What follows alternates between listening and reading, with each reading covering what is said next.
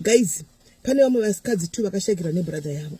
Vashakirwa nebrother yavo kudaro vasikana ava vakabva vati brother yedu zvayashaka kudai, so apa munozati kana uchida brother yako zvokumuda nemuoko wese papai unoshiya kuti woita sei. Vashakirwa nebrother yavo vakabva vagara pasi mukati mekuchema imomo vakati manje toita sei, brother yedu yashaika. Muzoti vakaita sei, vanoti brother yavo yashaika. Vakabva vangoti you know what, pane munhu wana tinogona trusta panguva ino ichi.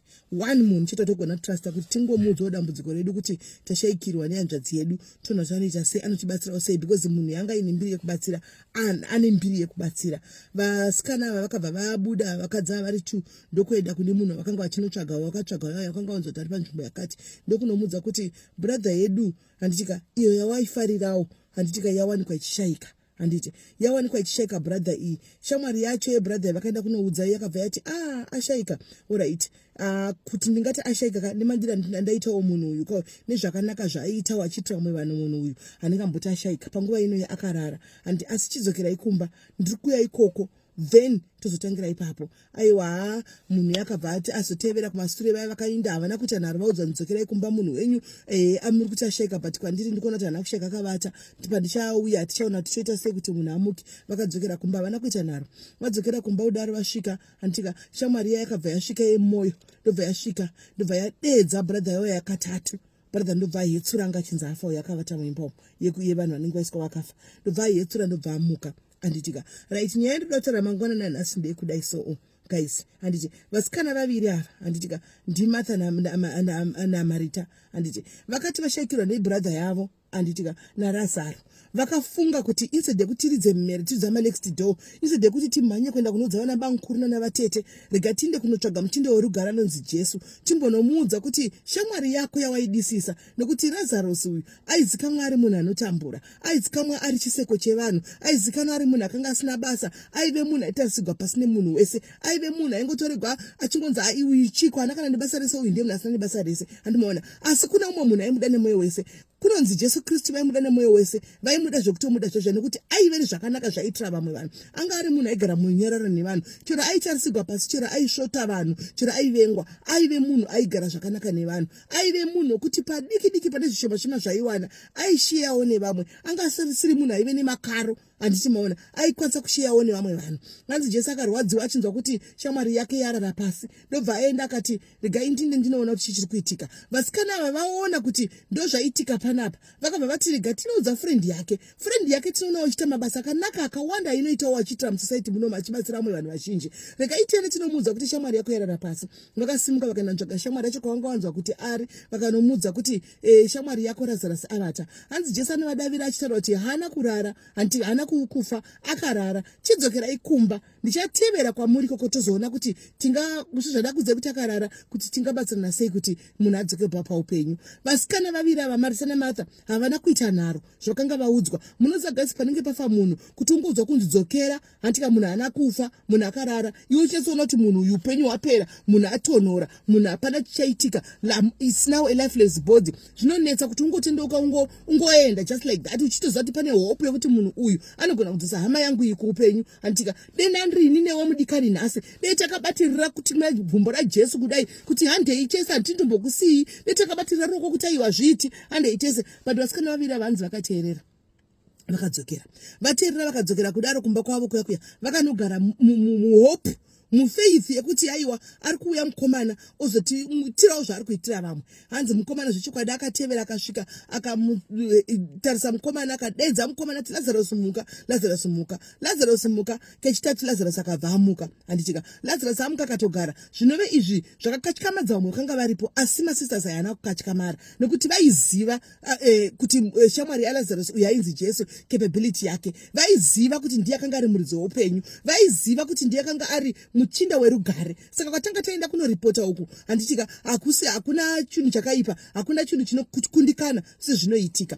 Mudikani leseni irapa ndeyekudai, dei tanga ndiri inini nhasi kana kuti pamwe newe nhasi taona kuti tashaikirwa kana tina baba vedu, tashaikirwa kana tina hanzvadzi yangu, tashaikirwa tina mai vangu guys, tikadei takatinga kubata musoro tidzamere, taitomhanya neraini kona tikona kuti vedo uyai mundibatsira umuone pana pandaigwa nemashura, uyai mundione pana pandaigwa nematambudziko, mubereki wangu wafa ari mumbomo.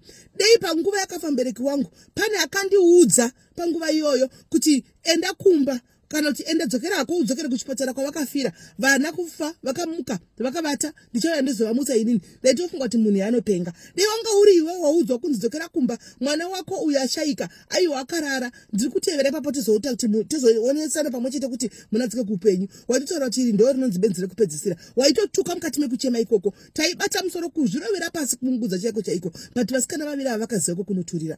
Vakaziva kokunotaura dambudziko ravo rakanga ravawira. Vakati hatisi kuzoudza munhu wese wese. Tiri kuenda kwatinoziva kuti ndo kuno upenyu. Tiri kuenda kwatinoziva kuti ndo kwatinoona rubatsiro rwedu. Tiri kuenda kwatinoziva kuti ndo kuno redemption yedu. Vasikana vakafamba vachienda kwavaifungidzira kuti kundo kuno rubatsiro rwavo. Kunove zvechokwadi kwakabva rubatsiro rwavo, hanzvadzi yavo ikadzika paupenyu. Saka chiripo pamudika ndechekuti sometimes mukati meupenyu hwatinorarama hatizivi vanhu vatinoudza, hatizivi vatinotaura nyaya nyavo dzedu, hatinozivi patinotaura masecrets edu, hatizivi vanhu vakatikomberedza kuti mwoyo yavo yakaita sei, kuti vari kutida zvemachokwadi here kana kuti izino irema. Nokuti vazhinji muzuva ranhasi rangove zino irema. Tinotora nyaya dzedu tichiomba nadzo nenzira isiri iyo. Hatizivi kuti maproblems zvandiri kusangana nazvo mumba mangu nhasi ndinoudza ani. Ndinongova ndinenge ndakatoremerwa zvokuti handichazivi pekutaura. Ndinongonotaura chero pandataura. Uri kunoudza muvengi wako, uri kunoudza muparadzi wako, uri kunoudza munhu anoda kudhistroya. Vadikani pasina tiri kurarama raipa.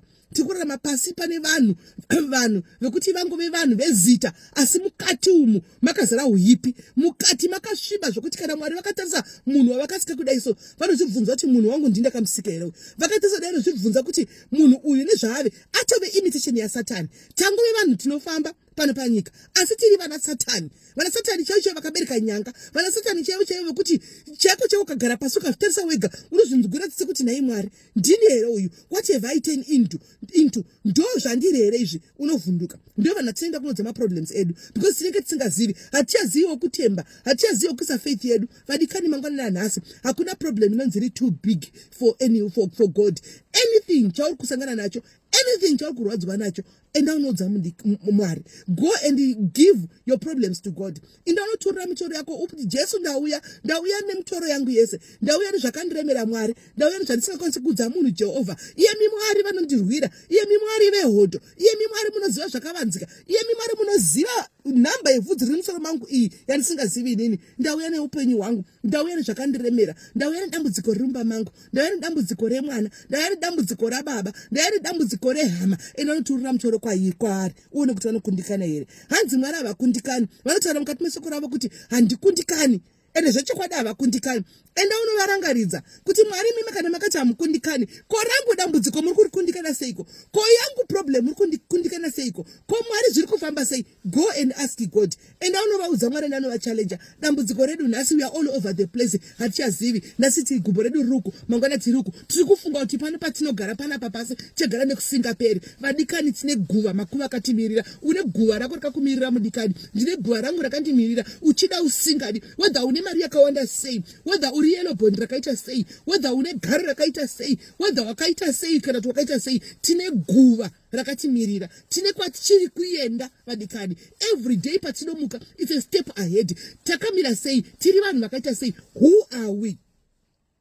Tiri vanhu vakaita sei? Tiri vanhu vakuti Mwari vakatarisa vanofara here, kana kuti tiri vanhu vazere hutsinye, tiri vanhu vari evil, tiri vanhu tinongori mombe dzemashanga dzinongofamba, tingori vanhu vakuti tinohakira, tine mweya wokuhakira. Panosvika vari kuita zvavari kuita ndatohakirawo, ndasvika pane ava vari kuita zvavari kuita ndatohakirawo, ndaenda kune ava vari kuita zvinhu zvavo ndatohakira. Who are you mudikani?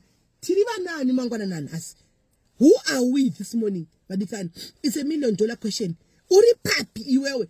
Wakazvitarisa uchiri munhu here kana kuti uchiri mhuka? Wakazvitarisa, are you a person or a dragon? Tiri papi vadikani? Vadikani nyika ka tinoyeredzwa nenyika, tiri kuyeredzwa, tiri kushamedzwa nezvatisingaoni, tiri kumedzwa nekusaziva kuti totrasta vanani. Vadikani, ngatizivewo kudza maproblems edu. Ariko Mwari akakumirira nezvaunazvo, zvaunofunga kuti ini dambudziko rangu ndaparara, inini handichakwanisa, handichisina kukudza, ndangomirira nguva yaMwari, inini ndiri kurwarirwa, hapachisina, ndangomirira nguva yaMwari. Take those problems to God. Enda unoudza Mwari, umire panzvimbo kuti Mwari ndauya, Mwari ndimi makataura mukati, Mwari ndiri Mwari vanoporesa, makati there is no problem that is too big for me. Handichika mukataura mega Mwari mukati uyai mose makanetsa makaremerwa, ndichakupai zororo. Ndasvika papoint yekuneta, ndasvika papoint yekuremerwa, ndauya kuti ndizokupai mutoro wangu Mwari, ndakudawo zororo. Go and give your problems to God. Enda unodurura mitoro yako kuna Mwari, unoti Mwari vanokundikana here. Mwari havakundikani. Mwari havakundikani vadikani. Anokundikana ndisu nokuti hatina patience. Anokundikana ndisu nokuti hatizivi patakamira. Anokundikana ndisu nokuti tinochinja tizwa hivi each and every second. Anokundikana ndisu nokuti tave vana Satani. Wanawo Satani zvidiki. Ende hatizvioni. Mwari angatitira nyasha mangwana nanhasi anditika ziva ukunyaudza dambudziko rako, ziva pekunochemera icho chawakakutakura icho chaunacho chikukushungurudza ichi chauri kuziva iwewe kuti Mwari ane dambudziko iri ndave nemakore. Kune vamwe vakanoti Mwari hakuna, kune vamwe vakanoti Mwari vane favor, ningi vanomuitira zvakanaka, ningi vakapedza problem dzake dzandaiziva inini, but angu matambudziko havaperi. Sai naizvozvo kwaari Mwari vanotora nefavha, ini Mwari havandidi, Mwari vakandivenga. Mudikani, Mwari havavenge munhu. Kana paine munhu anotida zvakafanana, anotinzanisa zvakafanana, ndiMwari. Mwari vanongokuda sezvauri. Madira vanoita ane mari yakawanda, madira vanoita asina kana chinhu, level yavo yelavhu imwe chete. Go back to God. Seek ye the kingdom of God and everything else shall be added. Ngatidzokerei pauvapo hwaMwari, pakutanga hwouvapo hwaMwari. Ngatidzokerei, ngativhisei tsvina dzakatikomberedza, ngativhisei Satani ari mukati muupenyu hwedu, ngativhisei marara akatikomberedza. Ipraya yako kuti Mwari, kana varoyi vari padhuze pangu, bvisai varoyi vari padyo neni Mwari, bvisai varoyi vari padyo neni Mwari. Chese chinoita kuti ndisakure musoko renyu Jehovha, bvisai Mwari, dzurai masakatire ese, dzurai masanzo ese Mwari, dzurai minzwa ese inoita kuti nditadze kuprosper ndichienda kumberi, inoita kuti upenyu hwangu huve stagnant, inoita kuti imba mangu mugare muine matambudziko. Zvimwe zvinokonzerwa nevanhu. You are uzvizivi. You are taking your problems to the wrong person. Take them to God and challenge God to remove all those problems. Tell God to remove all the challenges. Dzakomberedza unoti Mwari havazvigoni here. Tiri kurarama mazuva anhasi ezinoirema ekuti unoseka nemunhu mukati make wamanenge achikudya.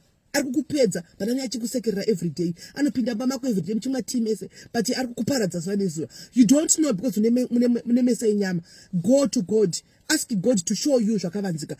Udza Mwari kuti Mwari ndokumbirawo kuona zvakavanzika. Ndokumbirawo kuona vanhu vakandikomberedza. God will start removing those people in your life.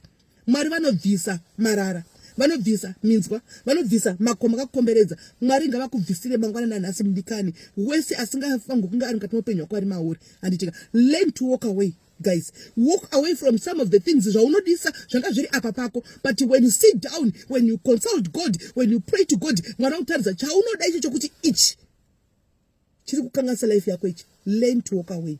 God is faithful and just vadikani. Hakuna chinokundikana naMwari. Muve nezuva rakanaka.